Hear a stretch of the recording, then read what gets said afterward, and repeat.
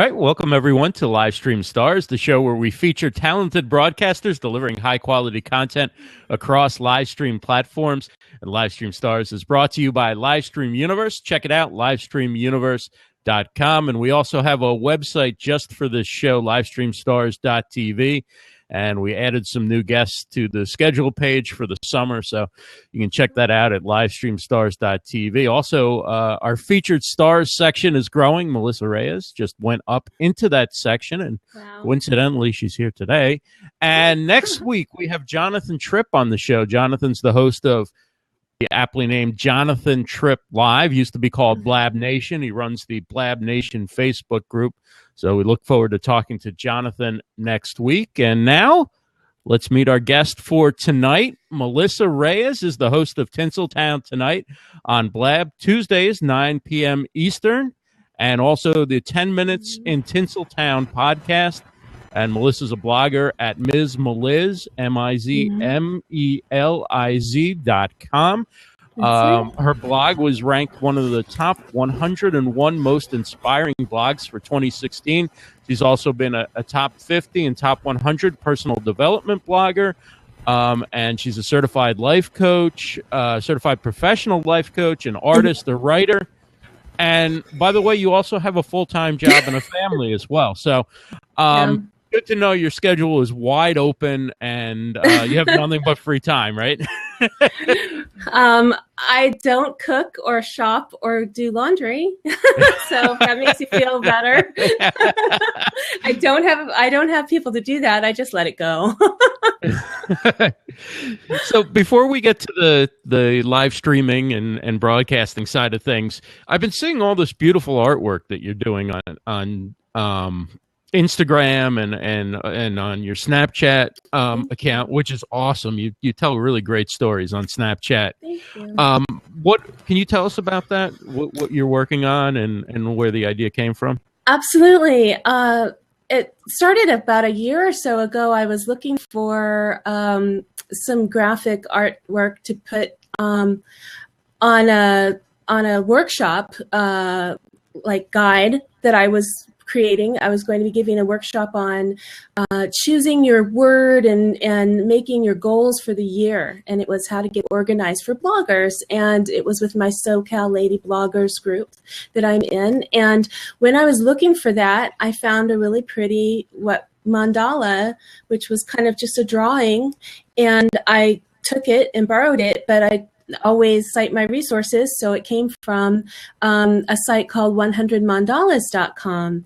So I posted a link to that on my website and I started looking at it and I joined the subscription. I subscribe to the website and I get news from them right now and then.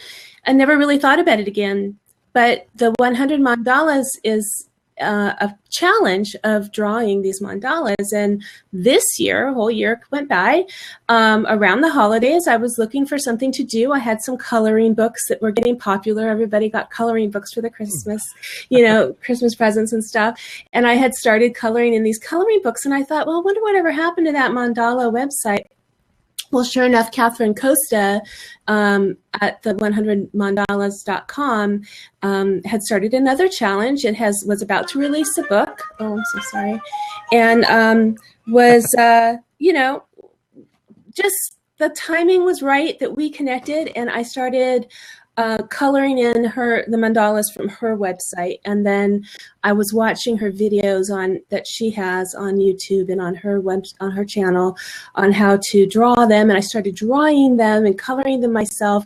So I literally have only been doing it since January, but as you can see, I have a lot of art influence. I have the colors I've been watching for a few years now of what things attract me in art. I like art and colors.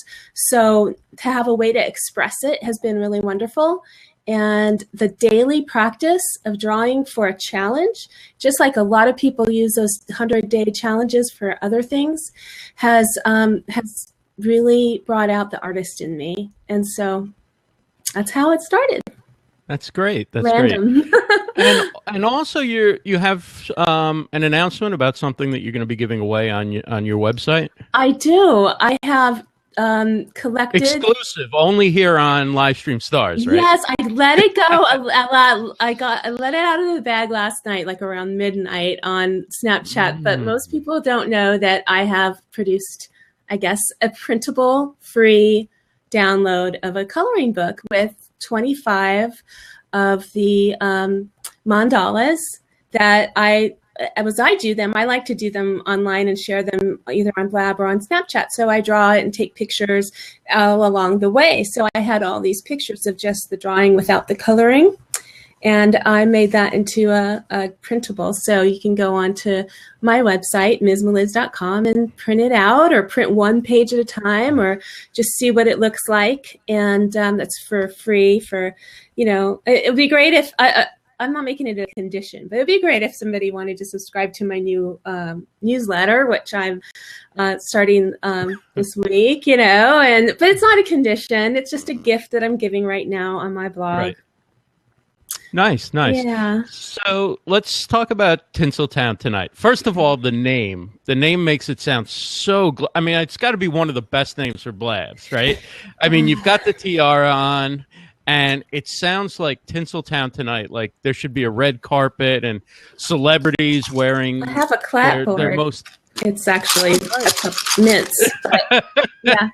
So where did what made you choose that as a name, and how does that fit with the show? It kind of came to me in a dream, but I had wanted to have a podcast. I was a little intrigued by podcasting. My husband had a two-wheel RC podcast for motor. He races motorcycle RC motorcycles, radio controlled motorcycles, and he actually had been doing that for a while. So I was introduced to podcasting through the behind the scenes, not really a listener of podcasts. And whenever we would listen to them, it would be these, couple of guys talking about, it's kind of like, like the Saturday Night Live version of a podcast where everybody's just really drone talking about the subjects that I was interested in.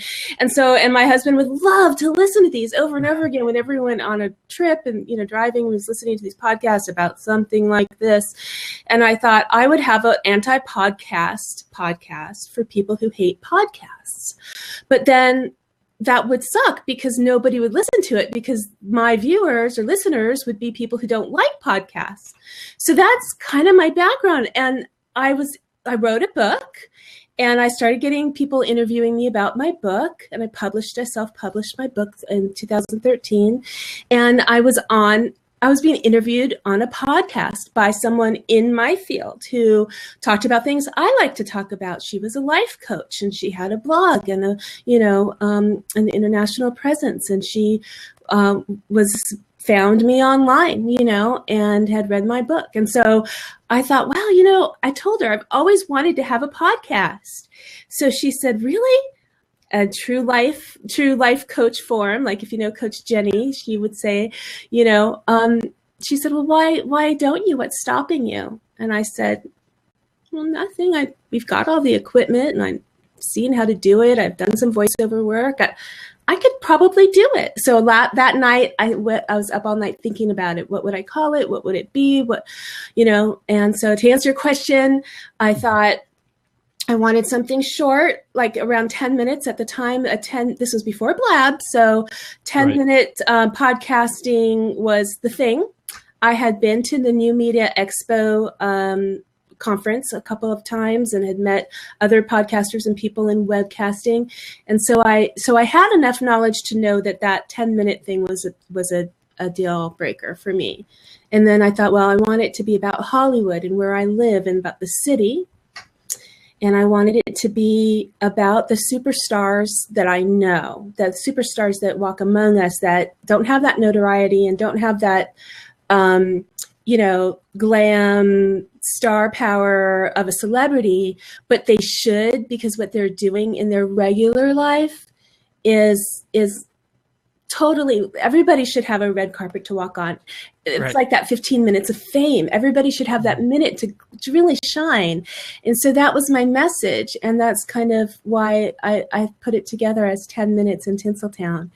And then once I started actually doing it, Right. It's never been 10 minutes. It's always been more. So I got people coming to it who didn't know just by the title. Okay, you're not 10 minutes. You're not in Tinsel Town. It has nothing to do with stars. What the hell are you doing? And I got so much slack, but I kept it up because my dream really was to show how everybody shines and to interview people that I was interested in knowing because I think that they're superstars. And it's been great. So that's great. So you first went on Blab as a way of recording the podcast, as a way of having it's a great way to interview people and so forth. But you weren't thinking that like Blab was going to be I mean, it's sort of like now it's taken a life of its own, right? Where like people think a lot of people know you through Blab, may not even know the podcast. At what point did you start saying like, wow, there's more to this Blab than just a facility to record? I know it's hard to believe, but when I came to Blab, I was already looking for exactly this platform. If I had a way to code this is what I would design. So I tried Spreecast. I tried Livestream, which is a different Livestream than what we know on Facebook. I tried Skyping. I tried Google Hangouts. I tried a lot of different formats that I wanted to use that had capability to have two people connecting like this, with a live audience, with a chat in the side where we could broadcast live and then I could get a recording and then put it on YouTube and then also get an audio recording and put that on iTunes. That was my wish list. I put it out in the universe and then Blab answered. I was on Meerkat. I was streaming on Meerkat I was on Spreecast, okay, which I don't know if you're familiar with it, but it's very similar to this in format, in thought, except it's not connected with Twitter. But people can go to Spreecast. Does it have video or it's just audio? It has video. I've always been on video from the beginning because So you were looking for a video platform. Yeah, but I didn't know that that's what that was called when I started. Right. People are like, wait, you're doing a podcast, but it's video? And I'm like, trust me, I'm recording it on video. I'm taking the video and using the audio for the podcast, but I'm going to do something with that video because I was able to download the video and create a YouTube video. You know, I knew how to do, those video editing enough that I could put out a video. And I had used a lot of different video editing software before, just doing presentations and things for work. So, when I started at Blab, I had come to the point where I loved live streaming. I'd already learned about it from Periscope, which I couldn't get because I didn't have I only had an Android, and at the time Periscope wasn't on Android. So I went with Meerkat. I could use Meerkat on my Samsung phone, and so I would go on Spreecast, which people had to join in order to view. But they could be in an audience like this. It wasn't completely private. Anybody could get on, but you still had to sign up with Spreecast. So I had a little problem with people so it ended up being just me and my guest and maybe a few of their family and friends. And so then I would go on Meerkat and I would set it up so that the Meerkat would capture the interview with the two people from my screen. And I would simulcast on Meerkat Live, and that audience on Meerkat is what hooked me to live streaming, because that interaction with a live audience, people could ask questions. And so a friend of mine who was also on Meerkat, his name is Jay, he asked, we talked about having a co-host and what it would be like to have two people so that he can monitor from his home their Meerkat questions and feed them to me over the Spreecast or over, Blab. And so, or just, I don't know how we were doing it then. I guess we were doing it on Meerkat. And so that is how we started. We kind of made we made it work with what we had. And then one day, we were on Meerkat watching a stream, a bunch of people that were Meerkat people, and they said, oh, you've got to try this out. It was Tech Tuesday, and on Tuesday, they would show the new technology, and people were putting up Kickstarter stuff. And so they said, you got to come to this website. So I clicked on it, and I was in a Blab. And it was maybe 2 weeks in. It was brand new. It didn't have any of the stuff that we have now. And I got on it with Candy J. I don't know if you know her, Candy Takei. She's from Japan. And there was a guy that was on it from England, and there was somebody on it from Canada. And so 4 countries in the room talking. Wow. And it blew my mind. It's like that commercial right now where my mind just went, you know, it was like, sorry for the P there, but it was, you know, and so it was amazing. I thought, this is it. You know, this could happen. This could work. And that night, you know, we started doing Tinsel Town Tonight, or it was 10 minutes in Tinsel Town at the time, on Blab, and have been here ever since. So 288 days. Wow. So that's a real early adopter, like 2 weeks in. I mean, I've only been on Blab since since November, but I've been watching Blab since October, and I had the same kind of reaction. Like, as soon as I saw it, I was like, this is the most amazing, this is what the world has been waiting for, right? So, you know, how did your podcast, like you said, you were going longer than 10 minutes on your podcast. Now that you are recording your entire podcast on Blab, or your entire show on Blab, right? You have the video replay that people can watch. How much of your show are you cutting it back now to 10 minutes, or are you still leaving a little bit longer than 10 minutes in the podcast? No, it's still 9 to 12 minutes, but and I don't put I'm really, really, really far behind. It's kind of sad, but I met a guy on a podcasting Facebook group that offered to do editing for people from through Fiverr. And I friended him and put a side note into him and asked if he would be willing to. I told him what I wanted. I said, I need somebody who can go take my YouTube video of my show and take out the first 10 minutes and polish it up with, you know, my intro and outro, and so that I could put it on iTunes, because that's what I'd been doing myself, and it was just running out of time to do it, because, you know, I put a lot of effort into before and after the show, promoting it and doing the research and meeting the people I'm interviewing. And so he said, yeah. So he did a couple, and then his life happened. And so, but the idea is that he's going to do it for me every week on a weekly basis. And for $5, it's totally worth it. And so basically I have an intro that says, 10 minutes tonight or whatever, 10 minutes in Tinseltown. I start the show off like normal. You listen to the first 10 minutes or so, or the best 10 minutes if the Fiverr guy was going to take the time to find it, the sweet spot of the interview. That's the plan. But I usually just do the first 10 minutes and then maybe edit some stuff out. And then at the end, it says, it's me saying, if you want to hear the rest of the interview, go over to my website or my YouTube channel, and you can watch the video. You don't have to watch, you could listen to it, but you'll hear the rest.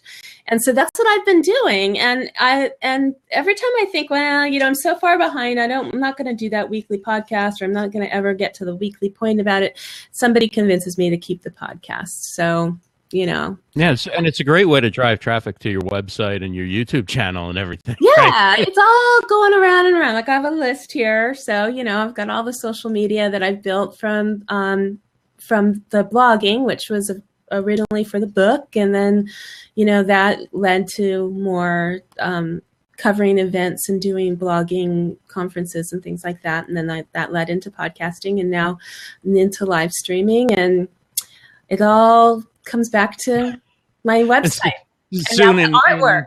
And soon in virtual reality, you can experience what it's like to be there in the studio live. Rachel Moore, by the way, has a great question. I gotta ask you this: do you find you need to conduct or moderate in a specific way on Blab to make it work for the podcast format? Honestly, I don't even think about it. I have to say, I'm not that into the podcasting culture. I haven't gotten any negative feedback, knock on wood, whatever you have to do. But in everything I've ever done, I've never gotten any like real trolls or bad negative commentary. So I wouldn't know if anybody, or if they're not listening to it because they hate it because I don't stick to this formula, then they could, there's a lot of other places that they could listen to. So I just do my own thing. And you mentioned you use somebody from Fiverr who does the, converts it, so to speak, to the podcast audio or whatever. 30 or so that are up there, he's done about 5 of them, and I've done the rest of them, and he does mine. But is there much editing that goes into making it a podcast, or you pretty much just cut the start and the 10 minutes in and away you go? Originally, I spend hours working on editing it and making it sound good and taking out the ums and, all that stuff. But I did less and less of that as it rolled on. And I felt like it was more important to, put the energy into making a great interview. And Blab by that time came up. And in my heyday of Blab, just before all the marketing people came over, who I love now, but just before the Periscope people came over, who I also love now. But that was when I was getting, hundreds of people in the room, and it was such an amazing time. And that was when my podcast it wasn't important anymore because it was exciting to be on Blab. Right. But the main thing I learned from blogging and writing and even my 100 Mandala challenge is consistency is the most important thing. Even in raising my kids, everything about that is the principle by which I live. So keeping that weekly time slot, Tuesdays, it's TTT, 10 minutes in Tinsel Town, 10 minute Tuesday, keeping that on and going every week, that just should be a reliable person. That leads into the life coaching part of it. I currently really just do not have the time. I tried to make that. It is still a goal for this year to get some coaching clients and to get that going again. But that takes a lot of effort too, so just to keep my face out there and build that trust with people. So, it's helpful for me, but it's also fun. So that's why I do it. So another question, Alberto Gomez asked, do you think that platforms like Blab could create a talk show boom? In my world, it has. I don't. We're almost too close to it, right? Yeah. Because we're focused on doing our shows, and we're focused on what's going on Blab, and the people that we're connected to, right, on social media are kind of excited about this stuff. Everyone I know has a show or wants to have one here. And then you step outside this world, and people don't even know what Snapchat or Periscope or Blab. If I go to the market, or if I go to to my regular day job, they don't know what it is I'm doing at all. And so most people don't. And so could it create? It just depends on how you would measure a talk show boom. I think that it's a big world. There are a lot of people, and I think it's a really wonderful time. Sorry, a really wonderful time to break out of your comfort zone and do what you've always wanted to do. And your people, they will watch you and love you for it. And I experienced that when I wrote my book and I self-published it. I wanted to learn about the self-publishing process. And I learned about that around the same time that people were producing their own music and posting it online, and people were downloading it instead of going and buying records. And so, we put bookstores out of business, and we put, record stores out of business, and video stores are out of business. But everything is still available, and more people can participate, and more artists can come out and live their dreams because they don't have to wait to be discovered or managed. Right. They don't have to pay somebody else isn't going to be making anything, unless they're providing the service to me that I want to use. So who've been some of your favorite guests that you've had on since you've been doing the show on Blab? Oh, wow. One of my favorites is David Dorian Ross. Do you know who that is? I He's don't. the first one who comes to mind. He's very, very well known, I guess, on Meerkat. But if you looked up David Dash, I never really got into Meerkat. yeah, well, okay. If you Google David Dash Dorian Ross, he's one of those guru yoga and not karate, but Tai Chi masters. He does like a Tai Chi show, and he's remarkable. But he reached out to me early on when I started broadcasting on Meerkat about having a class, because he uses Trainerly and he uses Zoom, and he has a platform that he speaks daily to people, and over 100 people come on Zoom, and he can see them all at the same time. So it's just like Blab, but a lot more people could be on screen at the same time. So he can monitor how they do the moves, and it's a great platform for people who teach exercise class or yoga or whatever. And so he was thinking that it might be something that I could use for my, at the time Blab didn't exist, and so he was thinking it might be something that I could use for my show so that I could connect with more mindful people that would like to hear my message.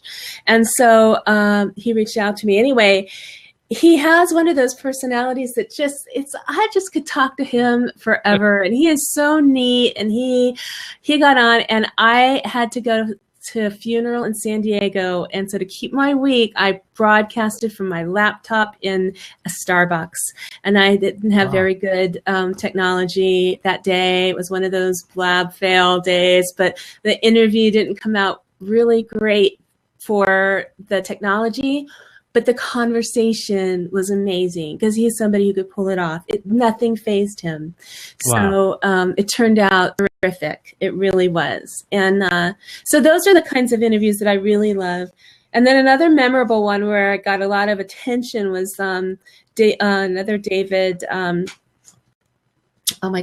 David H. Lawrence, is that it? He was on Joel Calm's show, and he's an actor and has a big following. And so, I got on and asked him a question, and then later he sent me a tweet. It was a little flirty, and we flirted a little bit, which was, like, I'm like, wait, are we joking? Because I'm married, this is not. And then he's like, oh yeah, I'm married too. I'm sorry, I'm just saying hi, I'm like, okay.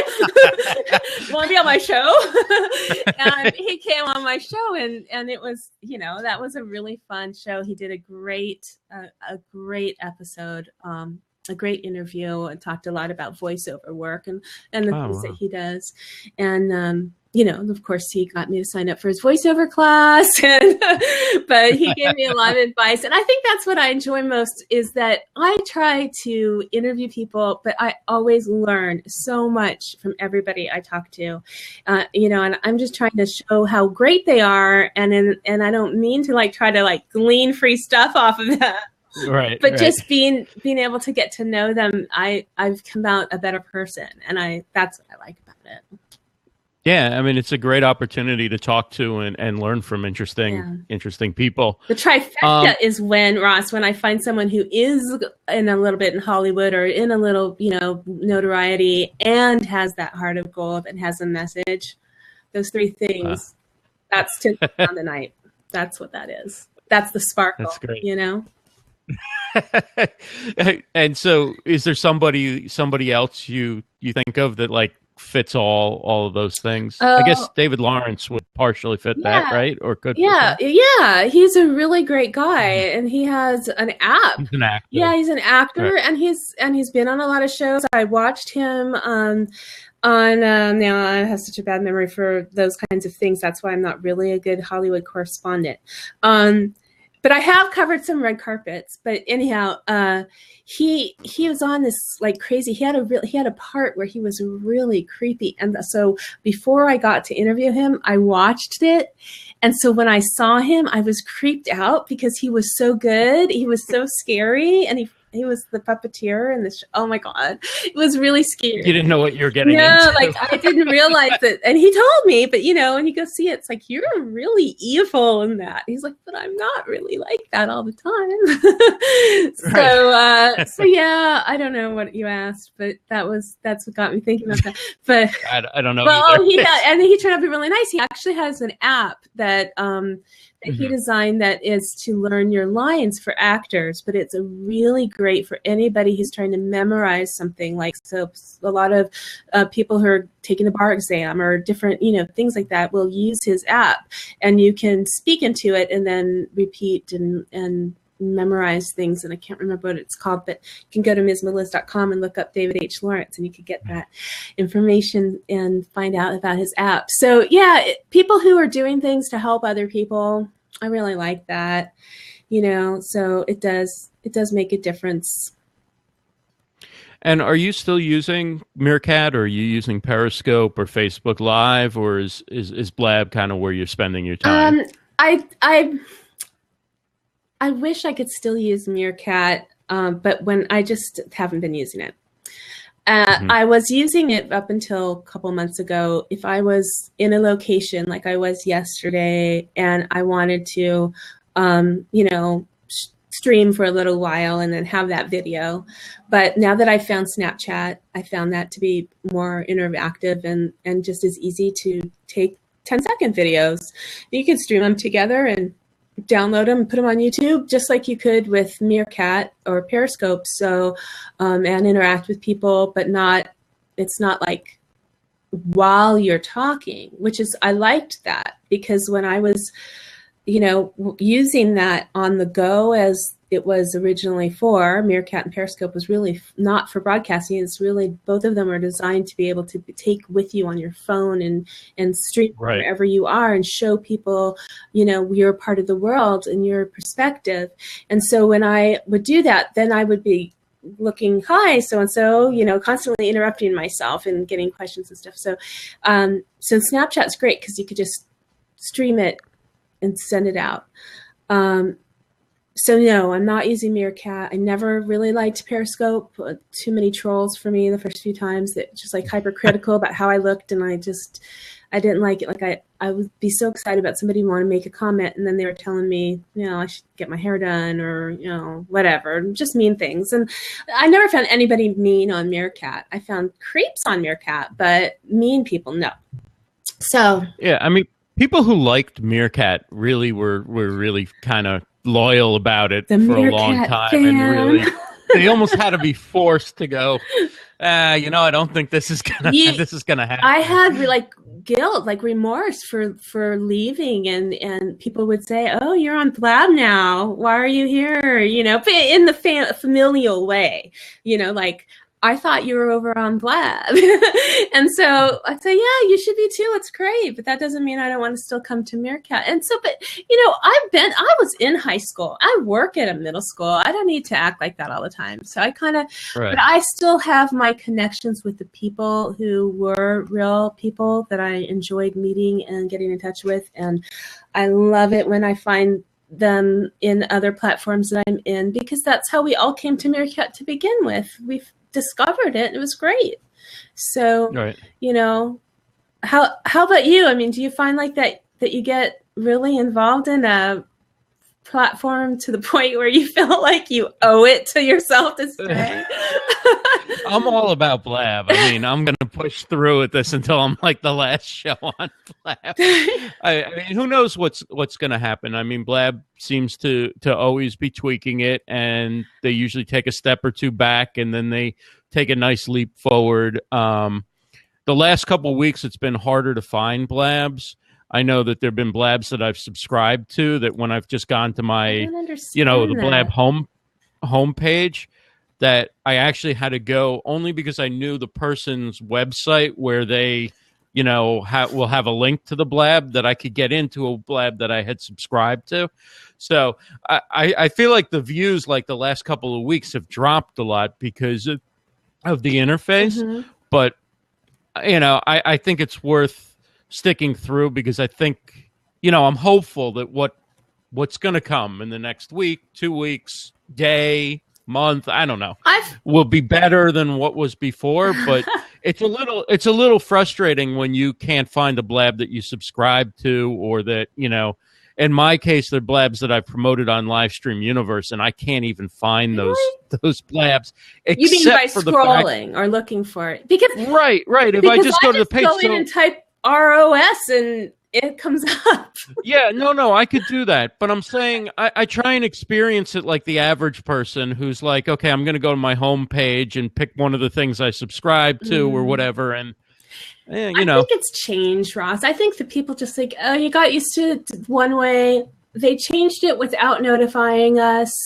And we feel like now everything's different and I can't stand it. And so I am one of those people who are like, I just roll with change. Change, it's just a new way of discovering something. So like I never got used to the last couple of changes because I don't have the time. I had to scale back from watching a lot of streams, a lot of Blabs, and now I have to scale myself back from Snapchat. But so like I go on. There's a few people I watch.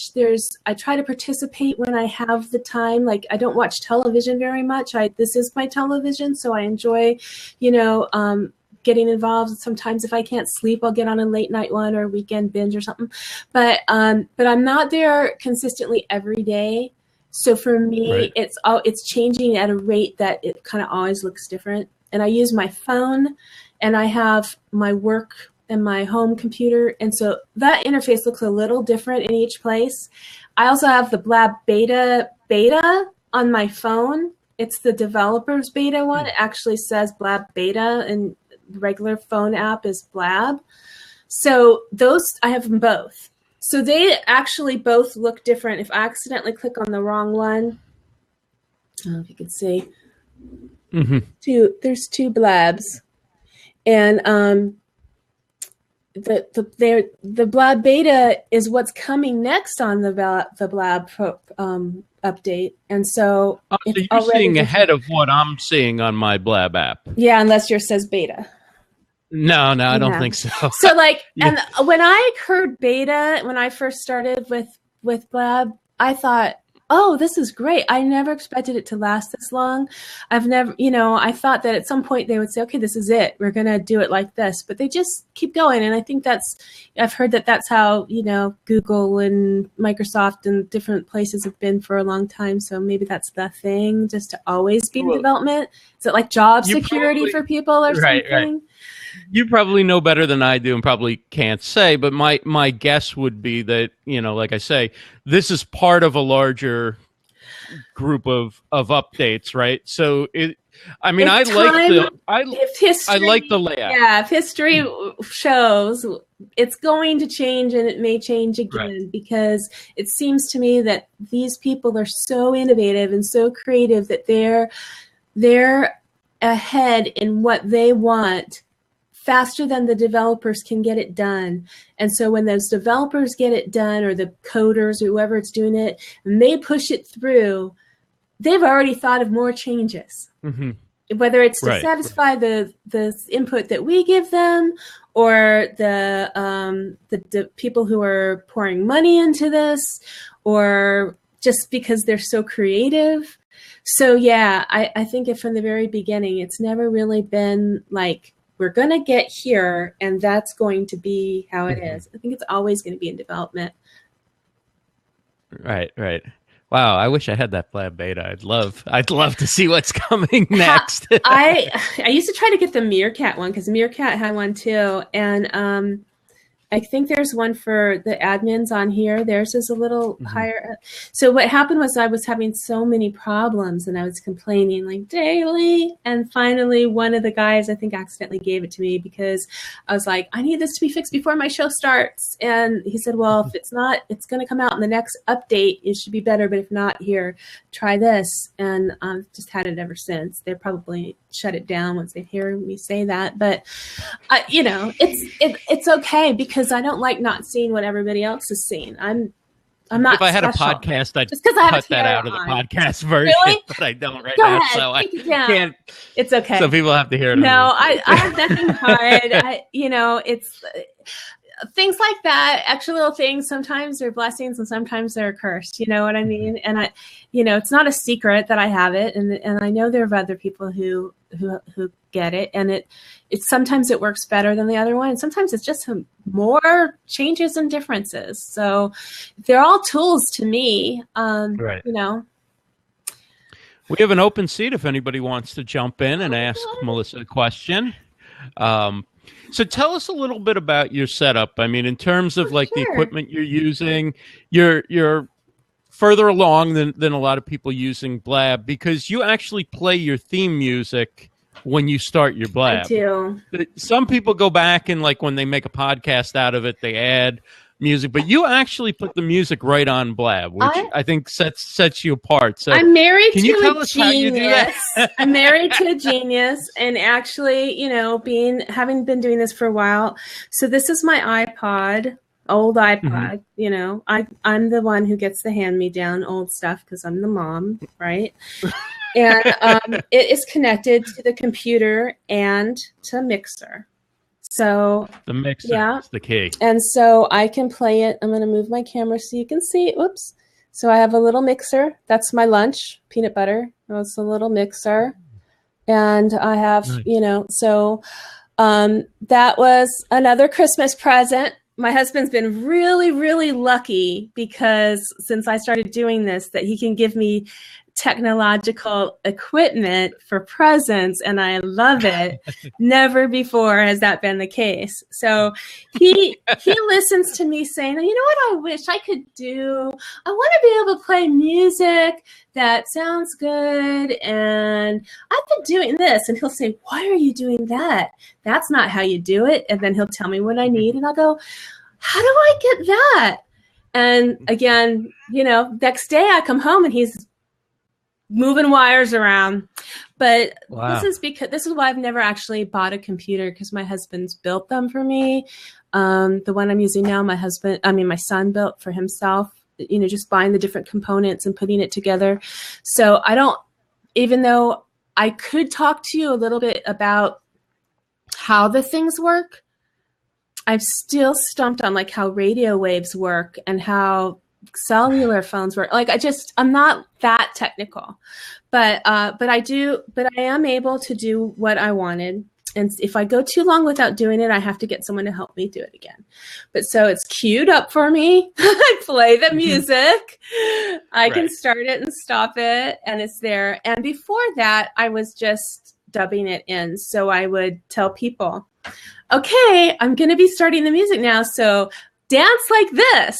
And the people would dance like that. And I'd be all, yeah, isn't that great? Hey, everybody, welcome to Tinsel Town Tonight. And the guests would be sitting there going, this girl is nuts. But then later, I would edit it in and play the music. So you put it into like the version you'd upload to YouTube or whatever? I did it all myself. So that's awesome. So I know how to do that. I know how to do that. I could take the files and I can lay them, and do that. And so, and then upload it to YouTube. And we were actually with Spreecast and Meerkat, we would just like steal it off of their site and download it. And my husband knows, he's crazy. I'm not giving his name out because he'll be knocking on the door for him later. But yeah, so we jimmied a lot of things that Blab would be, I got on Blab. First of all, they were really excited because I had the microphone. And they're like, are you a podcaster? Literally Sean and Furkan jumped in my stream and, we're learning how to use Blab. And they're like, do you podcast? Because we're looking for podcasters. We want people to be able to use this. We think it'll be great. What do you think? And so they really, at that time, listened to a lot of things that I wanted. And I would just tell them like I do now with my husband. I'm like, what would be cool? It'd be really neat if my co-host could have, the ability to, let someone in and out, because when I'm talking, it's hard to do that. And I mean, I'm not the only one who said that. I'm not taking credit for it. But literally, those are the kinds of conversations we would have. But they're not buying stuff and then coming over to your house and setting it up for you. No, I did get a free shirt that I didn't have to beg for. I got a free shirt. I've got some stickers. I got a little a hand-drawn Hollywood sign that says "We love you" at Blab, Ms. Meliz. I mean, little things, little Blab appreciation things. But no, they're not asking me, for anything. They don't even answer my emails anymore. But that's because it's business. Aww. It's business. It's business. They're much bigger, more important to them people and in this. And I'm happy for them that I'm just glad I get to use it. Just the way, I'm glad I have somebody here who's got my back with this technology. It's the way the world works. I feel like, I will never catch up and give as much to people that I've received. And I'm just going to spend the rest of my life trying. David Vaughn says, I'm a fairly unimportant person on an irrelevant platform. That's it. Exactly. I'm going to write that down. I'm significant to some. At least one is the only one that matters. So we have an open seat if anybody wants to jump in. So for recording, you use the audio that they send you, right? Like for the podcast? Yes. Or do you record it? So getting down to details, what I do now is I literally just use the little upload to YouTube button, and I upload that to YouTube.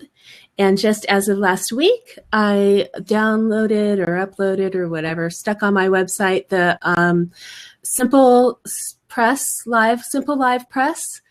Right. Yeah, I use that. Yeah, it's great. So even though I already get all your comments, even though I already put the embedded version in ahead of time because I used Twitter and my website to promote the show, and I like to have that embedded version there so people could just go to my website and watch. Because most of the people who follow me aren't like really into going to Blab or using Twitter. Right. So there's that is another option. But then that completed show will go on, in that page, and you can go there and find them all, which I'm really happy about. And then I do switch on my original blog post. I'll switch out with the downloaded version on my playlist from my YouTube channel. Just a little backup for me because I'm not saving them the way I used to. I probably could find them in my emails, but I used to save all those MP3s and MP4s, and I would put them, on my computer, and my computer would get too full, and then I'd take them and, put them on a keychain drive, and I have a bulletin board with all the keychain drives with all the dates on them, and I'm like, oh my God, I'm not doing that anymore. YouTube's got them. Long live YouTube. Right. So welcome, my David process Vaughn. is crazy. Hi, David. You got the green screen up, huh? Yeah. At the broadcast. You're in the studio there. Yeah. Your cameraman and your lighting crew and everybody's working round the clock to get you ready for your call-in. Yeah. My assistant's sleeping over here on the chair. He's all curled up and snoring a little.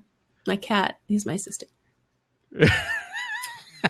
I gave the crew the night off.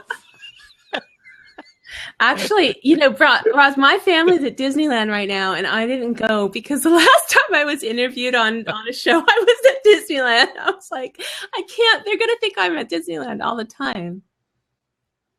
Wow. I just stay home. Not. You know what? I've been on vacation, and today's the last day, and I thought probably should do some laundry and get ready for going back to work. So I thought that was a good way to get out of it.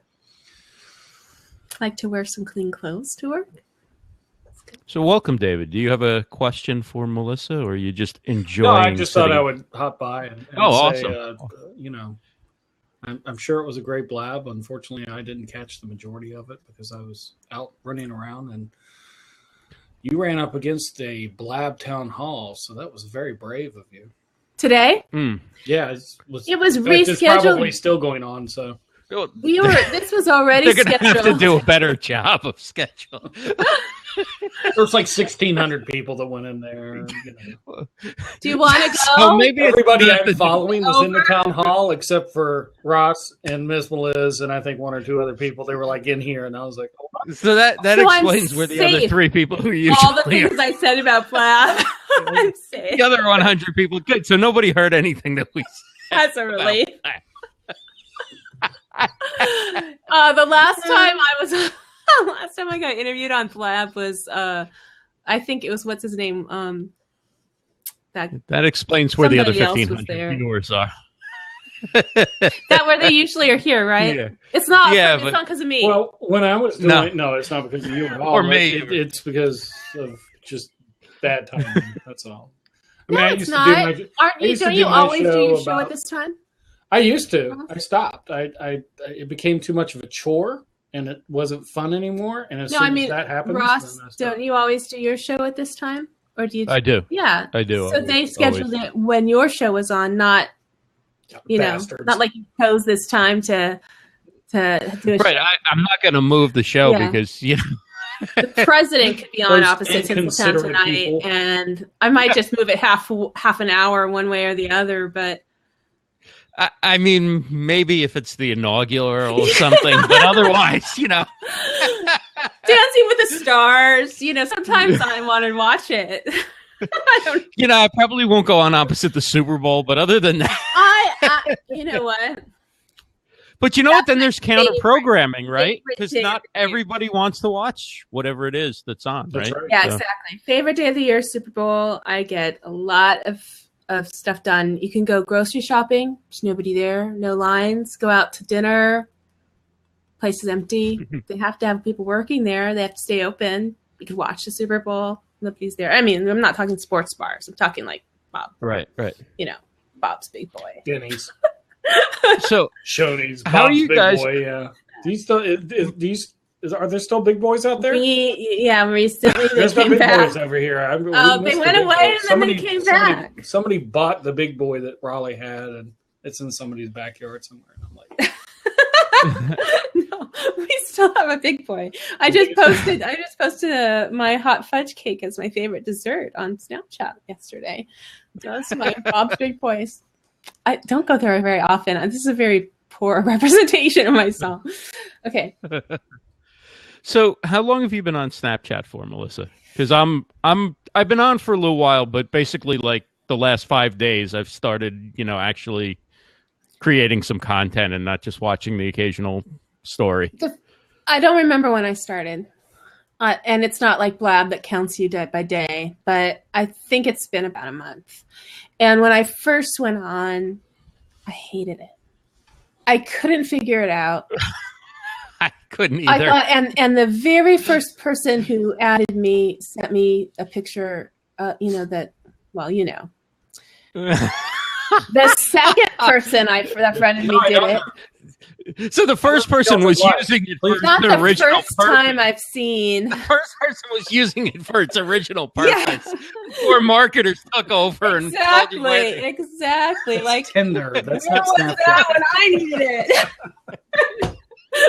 Well, I must have dreamed that too, and it came true because I wish. No, honestly, I got some red pictures. I couldn't figure anything out. I couldn't get the swiping up and sideways, and then I just couldn't get it. It didn't make any sense to me, and I even have heard other people practically quote me and say that it's counterintuitive, which is what I would say. But now, I spent I decided Snapchat Saturday. I'm like one of those ladies. Well, a lot of us do this for some reason. We like to compartmentalize things into certain days. You got Tech Tuesday and you got Snapchat Saturday. And so I would tell myself, every Saturday, I'm going to spend trying to figure this out until I get it. And, it didn't take a couple of weeks to really get the hang of it. And then, just like Blab or anything else, you get used to how they do it. And then they change it and add things. So. Yeah, but that was the first Go ahead, big David. update that they've really done. I mean, they've had a couple updates in the past, but this new update has made it actually better. It is even better, and I'm trying to learn how to use the features. I've hung up on people and left stupid messages and found my face and So it's not easy for some reason. You could ask a 14-year-old to show you and they will be able to show you. Luckily, I know a lot of 14-year-olds, so that has helped. Unfortunately, when they find out I'm on Snapchat, they get a little queasy, so you kind of stand back. But I've heard that we've ruined it, like we ruined everything else, Facebook and Twitter and stuff. But they'll always have something else. Do you use it for a lot of one-on-one messaging or mainly for watching stories and telling stories? I'll tell you what I love it for, and I think this is why marketers are there. It's the engagement. I love being able to put something out there, go back and see exactly who saw it and whether or not they took a screenshot of it, whether they replied to me because of that. Because when they reply to you or send you a message, you get exactly what they saw that they're replying to. You don't get that on any other platform that I know of. I could go on Twitter or Facebook and look at my analytics or my website and see that this many people, page views on this day, but I don't know who saw what and how they reacted, but I can on Snapchat, and I love that. So I've gotten into the habit of going back, and I like to talk to each and every person. So I will literally spend hours clicking on that name, going back to them, changing their name to put a little star in front, sending them a message thanking them. Then they reply, and then I have a conversation with them. If that happens, they get a little diamond. So then now I have 3 lists going. I have the list that doesn't have anything because those people haven't engaged with me yet. I've got a list of people with stars that I've engaged with, and then I've got a list of people with diamonds that have engaged back and forth. So when I look at my snaps, I know exactly if those are new viewers or recurring viewers or engaged viewers. There isn't anything else that does So they that. get something. They get a star the first time they view, or the first time they engage. So they send you a message. Okay. If I send them a message, they get a diamond if they reply. Yeah, and it's tedious, cool. And it's because I started it when I had maybe 20 people, and now there's hundreds, and I've kept it up. But I tried to get it together with Twitter and lists, because you could use Twitter lists and you could use IFTT, if this then that, to automate getting a list of people who are engaging with you on Twitter, and that's great. But when you go in and you already have tens of thousands of followers and people, it just, the lists are too long to manage. I get those lists automatically sent over to my Google, what do you call that? Lists, Google Drive, to my drive, yeah, and I get a spreadsheet, okay. And I go, and it started another one because there's I have it too general, I guess. So they start a new page at 500. So I'm never going to go and look at that data of 500 Twitter people who mentioned whatever that I was tracking, But Snapchat, I find it more manageable right now. See what happens. So what's by my name? The little turd? Let me see. No, you'd have to send one of those other kind of pics to get that, I think. I haven't, some people, and this is how I learned about this, put a letter grading system next to people's names. So you could be on their A list, B list, or lower. Well, I know who you're talking about. So, I didn't even know you could do it. So it's a great way to do it, and I've taught people to do the same thing. It's like, go in and figure out who's actually engaging with you. That way you can see, who's got snaps that you really get a lot out of, that you engage with a lot. So they have, different letters or like she's doing star, emojis or something like that. But a lot of people like that are doing the letters, like there's A if they're like active, and active means right. They make a code. Yeah. It just, you got to come up with something that works for you. Does that change the order of how you see their stories? Or? No, not how you stories. Stories are chronological. Stories. But it just reminds you of who to look for. So if you want to skip through it. Now with the new update and the ease of being able to just swipe out of someone's story and immediately go into the next one without having the friction of getting out of the story, then going and tapping to go to the next, that was horrible. So that makes it. Oh, you can swipe out of a story? Yeah, I have to shut down the whole app. With the update, if you're watching somebody's story and it's like too long or something, you just swipe and you'll go to the next person in chronological line. Otherwise, you can swipe down and you get out of stories completely. See, I can't navigate it at all. I think I just sent somebody a message because I can't do it without thinking about it. It is. And when you watch a photo, right, and you click to go to the next one because they set it on 10 seconds and you saw everything you need to see in like 2 seconds, they still see that. They still see that as a view, right? Yeah, you don't have to watch the whole thing to be viewed. Because sometimes I sit there and wait and I go, well, I want them to know I viewed this because it was a great photo, but I don't feel like watching it for, no, you can just 5 more seconds. I think it actually does, like a quarter of the time that it's there has to go by or something. It's going to focus on there. Can you see David Vaughn? It's not focusing. I can see that you have like little icons next to the names, right? And then, because now that I'm doing more on Snapchat, I'm starting to get Snapchat as organizing like into favorites or something. They're giving me like little icons next to it, but not these here. So you can put anything you want. So I put a star in the beginning, but what I didn't realize at the time was that is putting them next alphabetically. So I've got a whole alphabetical list, then I've got the star alphabetical list. So then I started putting them towards the end. So David has this little clapboard like this little thing, because that indicates that he's actually been on Tinsel Town Tonight. He's got to do another take.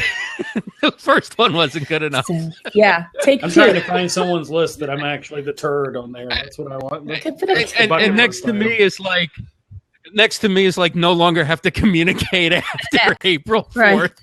Right, yeah, I've just been no longer have to be nice to this guy. It's been months. I mean, you scheduled me so far out. I've just been waiting to drop you. I'm just getting used to you. So Bonnie asked an interesting question that I'd be interested to know. Although I don't subscribe to the whole social selling thing, as some people like a buy now button.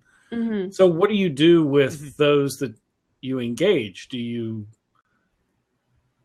send them someplace? Do you I send them to Siberia. Are you talking about people who are selling me stuff that I don't want to? So Bonnie's question was, engagement is cool. Do they buy or subscribe? So basically, she's straight. It's the whole philosophy of getting down the bottom line. Are they worth their weight in my time or whatever? These are people, not sales. They are people. I want them to be friends because I want to know them. So if they're only there to sell me something and they don't want to engage with me to the point where we have a relationship that's about trusting each other and knowing each other, where they're not going to take the time to get to know me back, I might not pay attention to them. I'm not going to put a black mark next to them. Right. No. But they're not going to be the star. It's not about you them selling to you. It's about if they don't buy what I'm selling, I'm not there just to sell. I'm there to build relationships. My goal in my marketing thing is to meet people all around the world and expand my world. It has nothing to do with whether or not they want to buy my artwork or my book. I have a job. I'm really, really fortunate to have an income. And I'm not about making a lot of money. I would love to be able to make money doing what I do. But in my life, I don't see that happening. It's really not the focus for me. I'm probably, one person is not the right person to ask that question. Well, no. I mean, you represent, if there's one, there's more, right, Russ? Have you ever heard that? There's always going to be more. Right. It's just, and so you're in a category kind of like I am. So right now I'm corporate. And I'm building my own to get out of corporate and be on my own. But part of that is that I do have to have a strategy of something. So while I do an indirect approach to selling, selling to me doesn't just mean monetary value. Selling means sign up on my list, which is where I want everybody eventually to go. Because you don't own anything social. I want you on the list because that's where the conversation is I can control, and that's where I do the majority of announcements. That's where they're giving you permission to actually say, here's some stuff you might want to buy. If you're going to ask me that question, I have a list. I want people to go on it. I've had the list since 2012. There's about 1,000 people on my list. nobody has added on it, no matter what I do in the last like 6 months. So the more I try to sell, the less people try to follow me. The more authentic I am, the more followers I get. So for me personally, I think what people want to know is not, how they can be marketed to. They just want to be engaged with me. And that makes me happy. It only makes me unhappy when I try to sell those people something. I know enough about marketing that when it's really time that I need to make money or do this as a business, I'm going to start with a whole other set of people.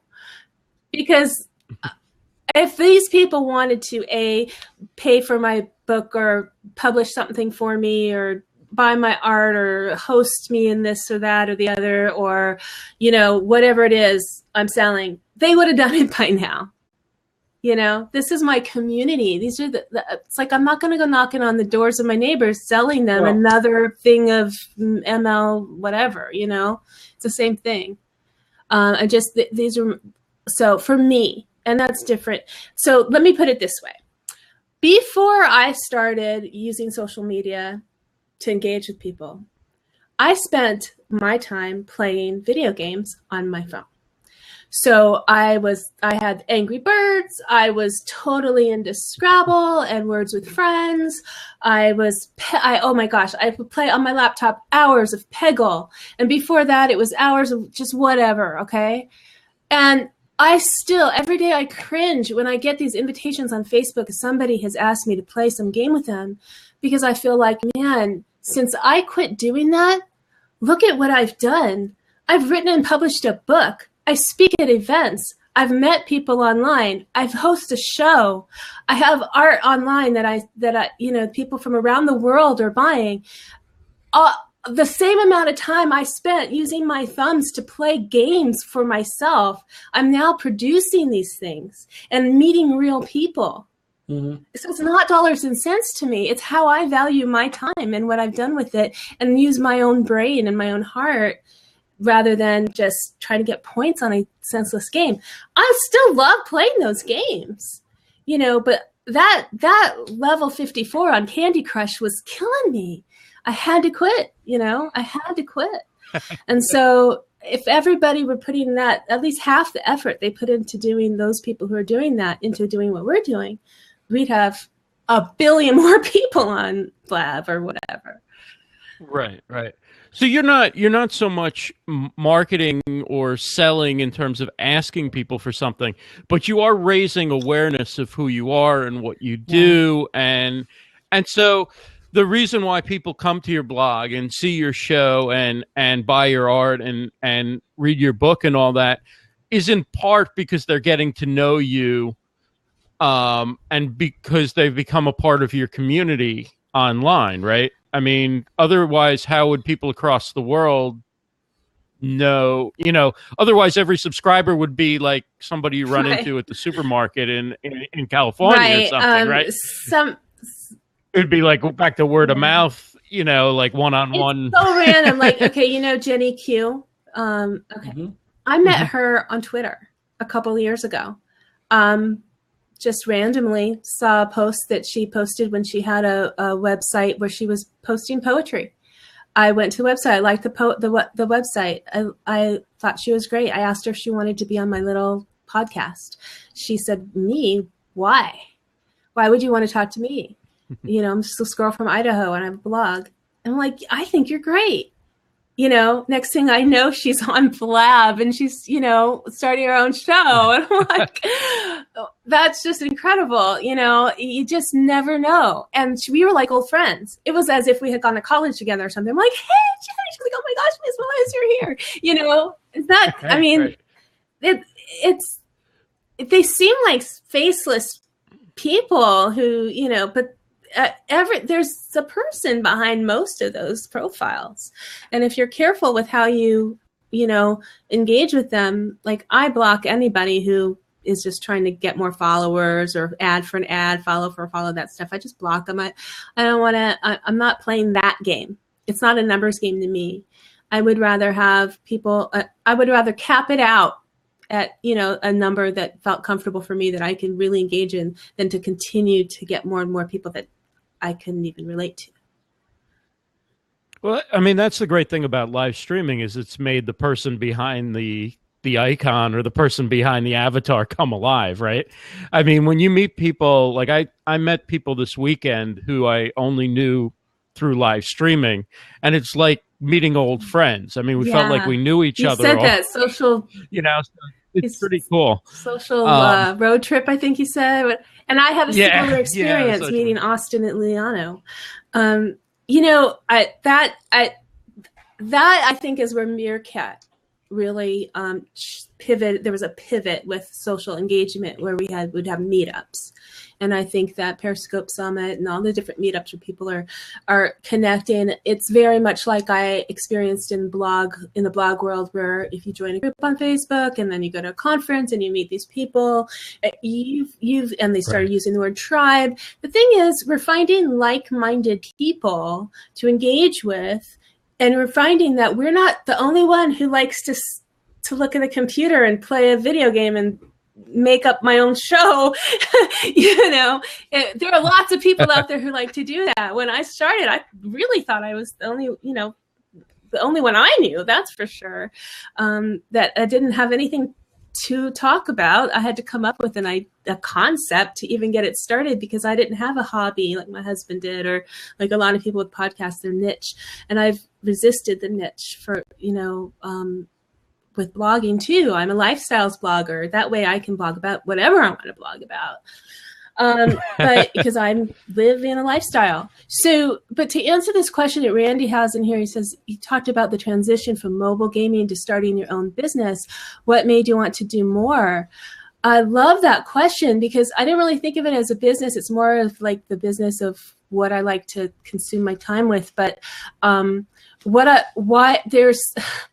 everything has to do with that part, that word, want to do more, that part about being more. And that's why, here's my book. I'm holding it up just so you can see. It's like, this is not just the PDF download. This is a book with, writing on both sides. And there's, because I've had friends send me their books where the writing is only on one side and there's like a picture on every single page. I'm like, that's half a book. But, I gotta have pictures. Yeah. So, when I started writing, I did it because I was journaling, and this is paperback. I was journaling and writing about why I felt stuck in my life, how becoming a mother and having a job and owning a home in Los Angeles didn't feel like, even though those were all goals that I reached, it just didn't feel like I had done anything with my life, and I wanted more. And so there I am, I had my parents with me. I had my little kids around. My parents were getting older.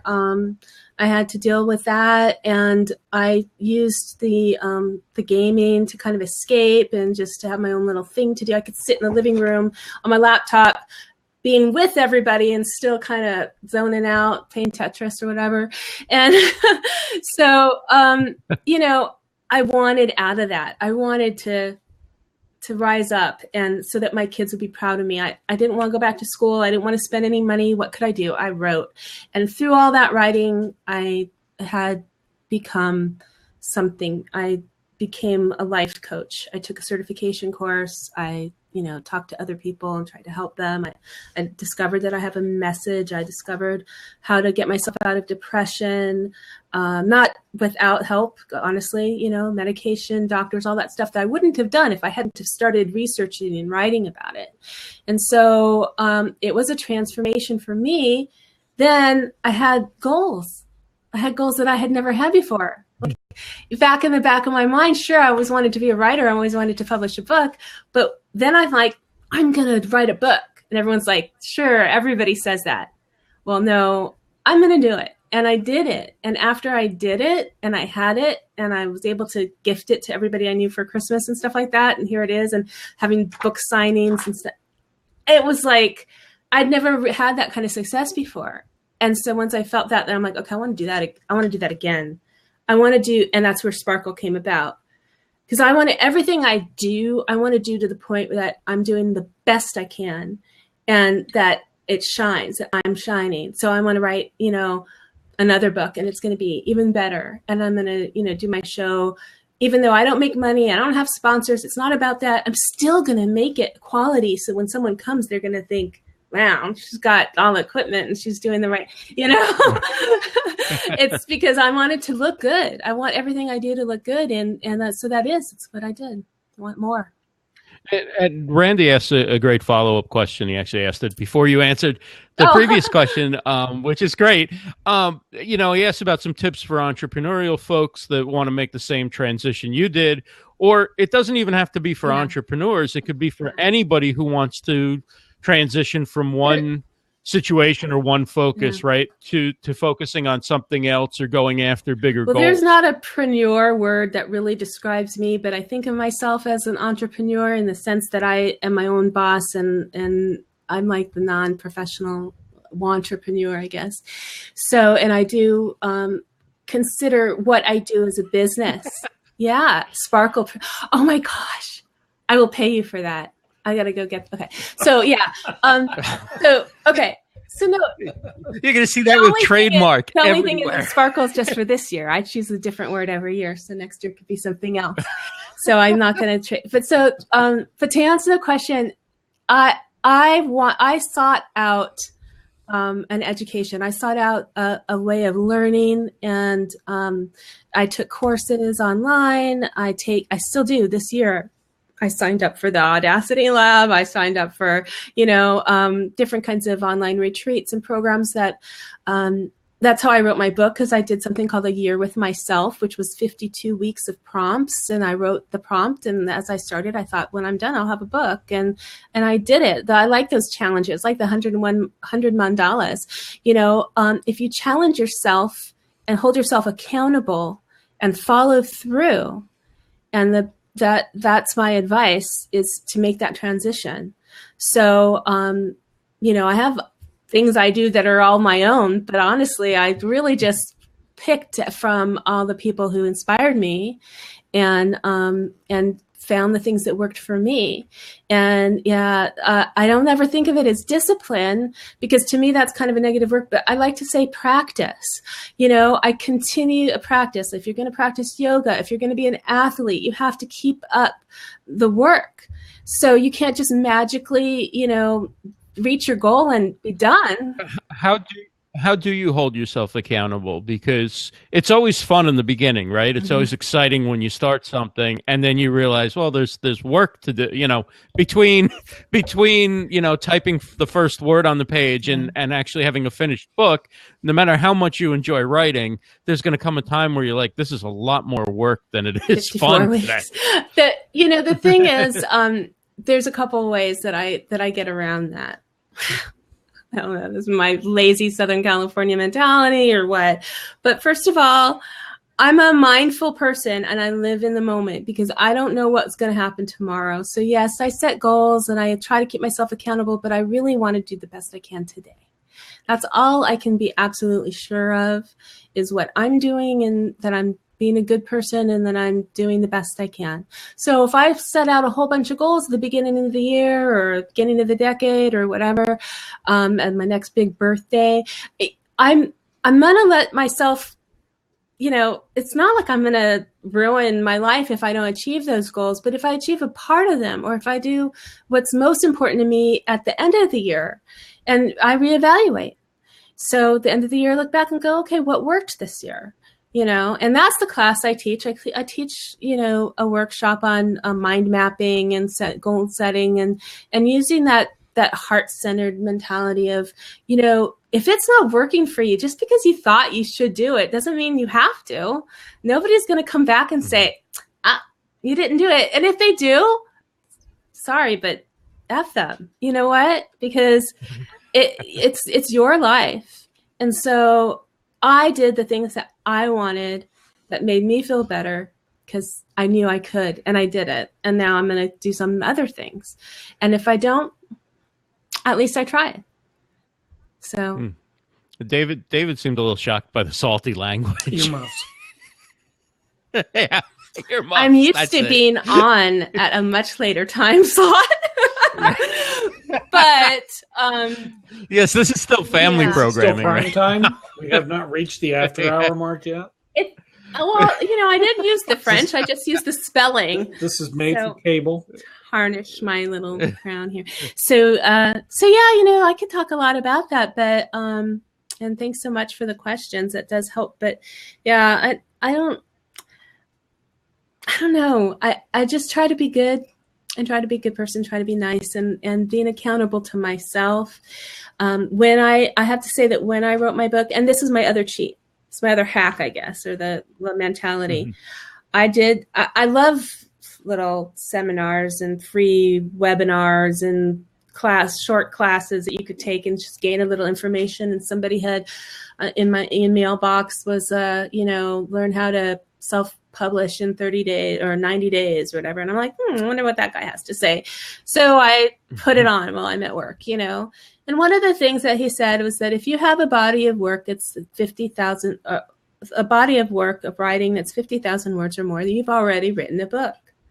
So I thought, well, I've been blogging now for 5-6 years. I'm sure I've been doing this year with myself. Surely, I wonder how many words I have. So I went in and so I didn't know how to do it through the back end. So I just went in and copied and pasted every single blog post into a Word document so I can count how many words I had. And I had over 70,000 words. So I thought, okay, I have a body of work that's over 50,000. What's the next thing he said? And he said, well, if you have a book or a body of work that's over 50,000 words, you can say that you are the author of a forthcoming book and make it a title and start putting that out there. So I did. I put that at the end of my email address. I made business cards. I started saying, I titled my book, This is the Sound of My Soul. I'm Melissa Reyes. I'm the author of the forthcoming book. Okay. No publisher, no idea how I was going to do this, but I had the body of work. I'd written it. I had a title. I'm an author. And so I did that. And then the other thing he said was set a date for yourself that you will have that if you're going to self-publish, you're going to, use whatever platform you're going to use at the time, it's Create Space, which is still going strong. It's an awesome way to do it. Free. Set yourself a time that that it's going to be done. So then when you put on your tagline, forthcoming book out in October, so I had set this date.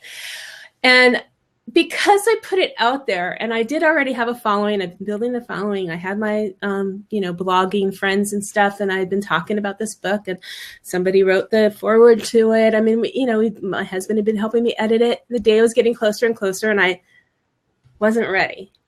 I pushed myself like you would think that I was going to have to pay back some huge, publishing, what do you call that when Advance. They give the money? Yeah. I worked my ass off like I was in debt for something that cost me nothing. I spent more money on the business cards and the postcards that I bought that went along with this than the actual publishing of the book because it's completely free to do it. And I did make my money back that first year. That's all I cared about. But, I just having that out there, that's what held me accountable. I am not going to do that unless I'm serious about it. That is the message I wanted my kids to get. I wanted, when my book came out, my oldest son was in a freshman year in college, and we went to go visit him, and I gave him that book as my gift. And, he still hasn't read it, but I think they're afraid to read it. But someday they will. But the point is that they were proud of me for something I did, and that they that I said I was going to do it, and I did it. And that, other than actually delivering those children, which I had no choice about once I got pregnant, I never really produced anything that important. So that's what happened. That's awesome. Thank you. So let me ask you one question then, because I've heard what you said about you don't like selling and I'm just not. Well, I understand, but here's the thing. You actually do better at selling than you think. You've just put up a mental block.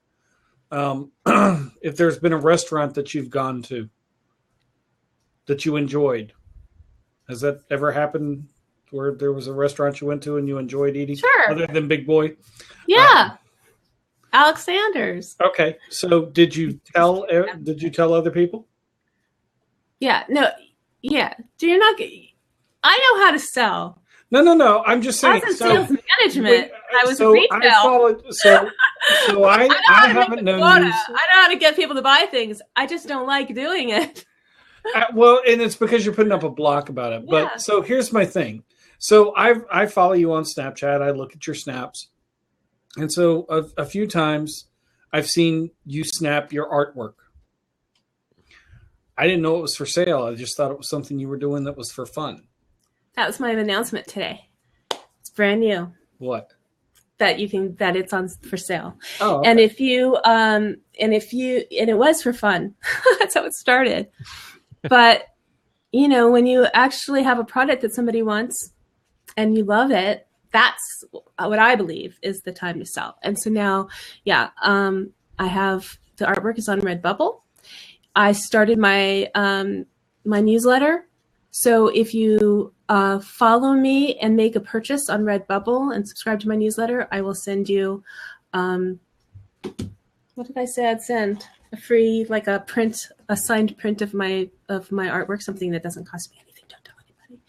But sorry, Cindy. So, I'll send you a little something. But the point is to get people to follow me on Redbubble, which is where I am selling things. And I'll show you. I can't believe we're still recording. Shh, she's waiting for her mug. Okay. So, this is something that you can order on Redbubble. And this is my sparkle mandala. Okay. So, see where it says sparkle? I drew that on a piece of paper with markers, and then I posted a high-res picture of it onto Redbubble, and then I designed this scarf, and now anybody can go there and buy it, and I get like $3 for every one they buy. There's mugs, there's all kinds of neat products. And so I didn't want to promote it until I actually purchased and received them to see what the quality was, and I'm actually quite pleased with that. I think David turned you into a salesperson with one question. See, I know what I'm doing. You're selling. Ross, did you see the transition from earlier where it was like, and she doesn't, so I understand her hang up, but I mean, you're doing it right now. I mean, the only thing that's left is popping a link in the chat so people know where to go, because I don't know what Redbubble is. MsMeliz.com. It all goes back to my website. Everything, MsMeliz.com. Okay. And there'll be a link that's there. a good focal point. See, that's good to do as well. You're not sending people all over the place if you have a focal point and then you hold them by their hand and you lead them on. Yeah. So, I've been listening for one. I printed off my coloring book. Hey, oh, you did? And you printed off my coloring book? So that's the thing you get. If you subscribe to my website mailing list,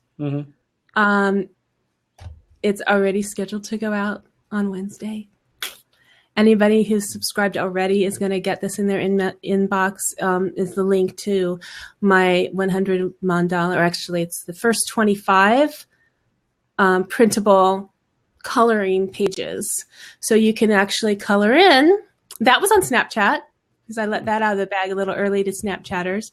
So Cindy has already gone and printed it, which is amazing to me because Cindy is an art teacher. So for someone who's an art teacher to print out something that I drew, and if somebody else colors it, that is going to be, to me, that's more than anything that I can sell. But I'll tell you, after the 100 come out, I might make that into a published, I would love to make that into a published coloring book that I could have, like this. And I've got a lot of things that I could do, but I didn't have I won't say ambition, but it's more about motivation. There's only so many things I could do. But I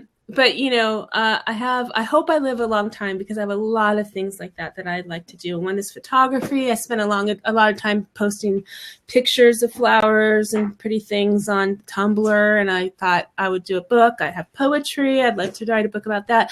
So there's a lot of things that I could do and sell. And I'll tell you, David, my plan has been build this community take as much as I can out of it because I love it for just it being a community of wonderful people like yourself. But then also when I can retire from my job, which will be in 2 years, it was 5 years when I first had this idea. Now it's 2 years, not much closer. Then I'll do this full time and hopefully make an income from it. But right now I try to do a good job at my job. So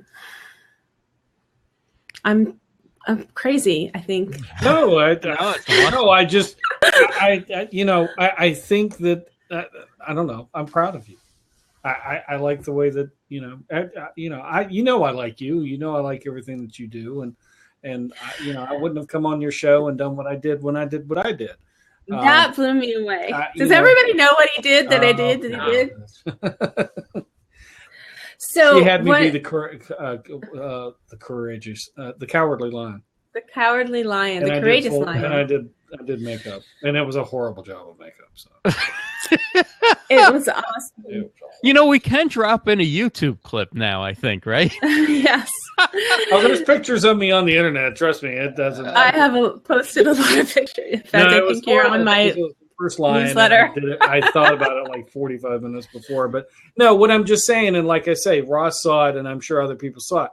You transitioned into it when it all of a sudden, when selling doesn't become selling, and it's just you giving opportunities for others to be able to embrace what it is that you love, giving them the opportunity to love what you do, because that's what you're doing. You did beautiful at it, and that's all that. You get me, and I thank you, and I didn't want to push off the What happened? What was that? I had. Never mind.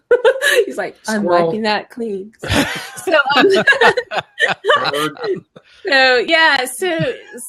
I have held back. I have had to get the coaching, and I've had to learn about putting myself out there, but the bottom line for me is that I wasn't ready because I wanted it to not just be a sale. I wanted it to be something I was passionate about. And just how you described it now is so me. And it makes me really happy that someone that I know, trust, and respect gets it in that way.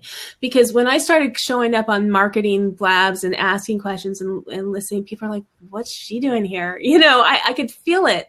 It took me time to get, because I don't like spew the information needed for it to register in people's heads that I know what you're talking about. I just hang around, and I like to ask questions, but I do listen, and I've been working on this for a long time. You are a strong enough person, and you've said it without saying it. And this would be for anybody.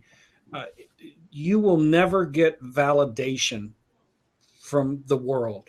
Yeah. And you know that. And what was hurting you and holding you back when you were in those blabs and everything is that you were starting to, and we're all human. We do it all the time. You slipped a little bit. You were looking for validation, and you were looking for, and when we do that, that's when the fear and the depression and the anxiety and the stress and all that stuff starts to set in. I need to read my own book, because it's all in there. And a lot of those things are things that we all are challenged with all the time. And that's what a lot of people are writing about right now, about that inner voice or, those things, those slip ups. And it's human. And that's why I don't push myself to be like, deadline, accountability oriented all the time. You have to let it go. But when I wanted to talk about courage, it was because I had pulled myself back from a lot of the minutia that I had gotten into about all the feedback, all the information with the marketing and all the sales and stuff. And I wanted to learn that. I went there, I learned it, but then I got sucked in, and that was what I was doing. And I'm like, wait, what I'm doing is about something else. So I thought, I'm going to put together, instead of having, I have this theme word for myself, sparkle, create, connect, for my year. And that's helped me stay on track. But for my art and my writing and who I am about, I needed a word for every week. So I decided to go through and choose a theme for each week. I've done this before. It's helped me, and put it out there. And so for that week, it was courage, and I didn't have a guest. And I said, I need someone to help me with my show tonight. It's going to be about courage. And he's like, I'll help you. He didn't ask anything else. And then later I'm like, are you sure? Because what I need is somebody to be the Cowardly Lion, because I have this idea that I want to interview somebody as the Cowardly Lion. And David he just got it, and he did it, and he showed up in makeup and character, and it was amazing for me. And that, I mean, you don't know how much you did for me that day, because I'm always amazed. We see so many negative things and so many things that people do that are wrong or bad or hurtful. But it's when somebody just says, I'll do that for you, without any questions asked. Mm-hmm. That's what makes it worth it for me. Stop, you're going to make me cry. Wow. Sorry. But really, I'm going to steal your tiara. And I bet I have 2 other ones I'll share. I've met a lot of people here, and a lot of people through social media that were willing to help like that. Like my music in the beginning of my show is somebody who just said, sure, I'll spend 25, 30 hours of my free time to make you a really quality, it just gave it to me, to use. Wow. And said, I don't want anything for it.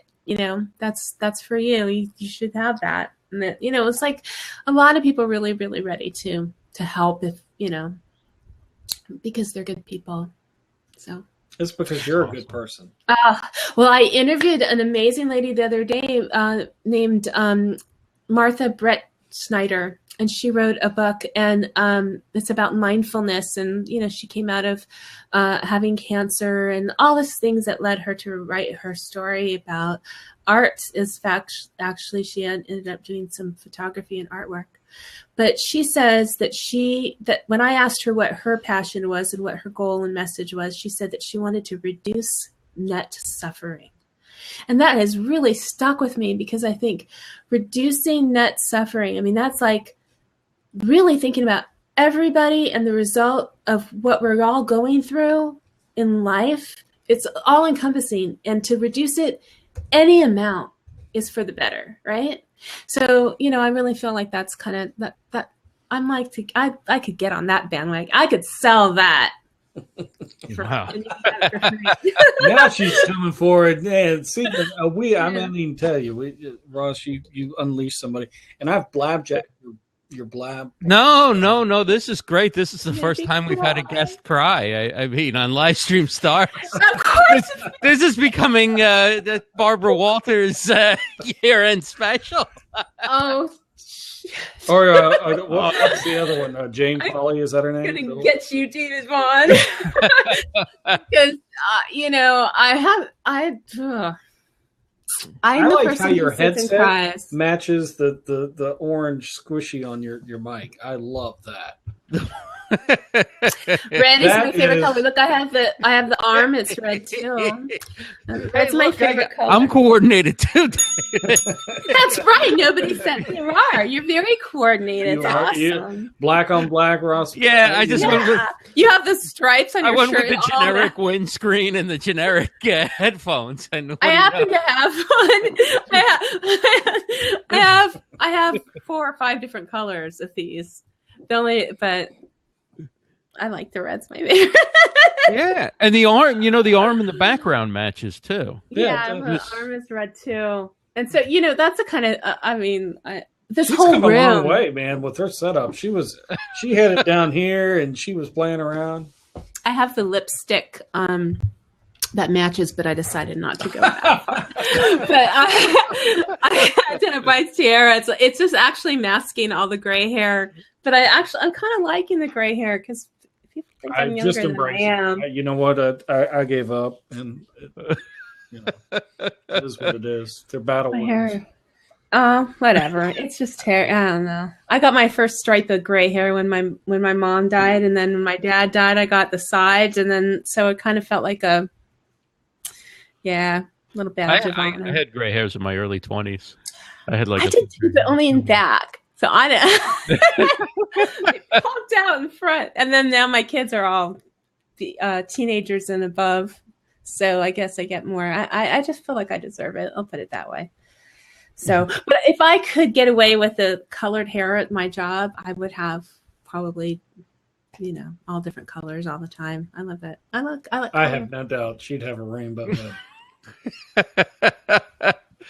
Well, this has been so much fun, guys. Thank you so much. Thank you, Melissa. Really, I appreciate you spending all this time. Usually we go just an hour, but this is such an awesome discussion. And I'm so glad we stayed on because there's so much great stuff that came in the last, half an hour, 45 minutes. So, well, I didn't get to ask you any questions, which I wanted to. So I would love it if you come to Tinsel Town tonight. Not tonight, but on Tinsel Town Tonight. Yes. Sometime soon. I would love to have you. Absolutely. Okay, great. That'd be fun. Awesome. And David, I'd love to have you on Livestream Stars as the guest if you'd like. And I love the public invitation because it makes it much harder for people to say no with public. Yeah, like what are you going to say? Well, let me check my schedule. No, Melissa, thanks for spending an hour and 40 minutes with me, but no, I don't have time to do your show. That's what most everybody does. They're just like, you know what? Can I get do your show? I'll have my European lesson learned. I won't do that one again. Well, I don't get on a lot of interviews. No, I definitely would do it. Melissa, definitely, I would love to be on. We could do something really different, though. We could do something on Snapchat and be like, push envelope. Maybe I'll have figured it out a little bit more. Like we'll have the first live interview on Snapchat. You snap for the question, then you snap the answer. We could figure it out if anybody could. Yeah. Well, there's some people out there that do, and I just found out. Either you have to have a jailbroken iPhone. I don't know about Android. Or there's a new service and they're like taking requests to do it. Anyway, it makes it to where you don't have to jailbreak your iPhone.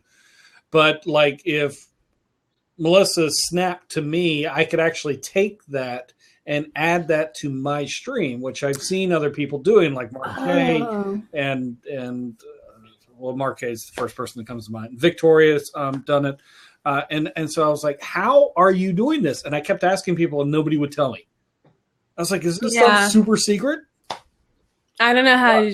And so Victoria actually, she was like, if you don't have a jailbroken iPhone, go to this website and sign up. And she said, maybe they'll give it to you. And I'm not jailbreaking my phone. So anyway, I thought it was Yeah, no, I wouldn't do that either. The one thing I want to do, though, is get the thing so I could do a hands-free video recording on it. And not have to push the button. Oh, you can set up. Oh, I just saw something on that. Set up, go to Break the Internet, and he will teach you a hack on your phone to be able to do it. It's not really a hack, but you just kind of like then it's like the hand gestures for like people who can't. I don't know. You just like point at it, and it starts. Really? Oh no! Yeah. I think there's a remote that people are using that I want to get my hands on. So, on my show coming up, I'm going to have Donnie and Glenn, the artist, and then Rachel Acton is the Snapchat mentor. She does a lot of Snapchat stuff. She's from England. This week? No, it's the next few weeks, and then I have Kim Summers, who's a TEDx speaker, life coach. So but the Snapchat mentor, she has a video, I think, or some kind of, you have to sign up for something to get her thing about how to do it, the hands-free hack. So awesome. I'm going to learn. I'm going to figure it out. Then I'll tell everybody. Well, you know what? I've got a Bluetooth. It's a Bluetooth thing. You go on eBay and get them. In fact, I went on eBay specifically for that, and I got like a selfie stick and a case that I would never use. And it was like, I don't know, $10. And I have the selfie stick. David's always on top of like the latest tech hack, right? I've had that. I've actually had that stuff. So, because I do. Yeah, I have to figure out how to use it with Snapchat. I do most of the videos with my iPhone, so for like YouTube and stuff like that. Right. Awesome. Next week we have Jonathan Tripp. I know you guys are big J Tripp Live fans. Yeah. Blab Nation. Definitely come back next week, and that's at 7:00 Monday night. Livestream Stars, and check us out at livestreamuniverse.com and livestreamstars.tv. Have a great night, everybody. Thank you so much.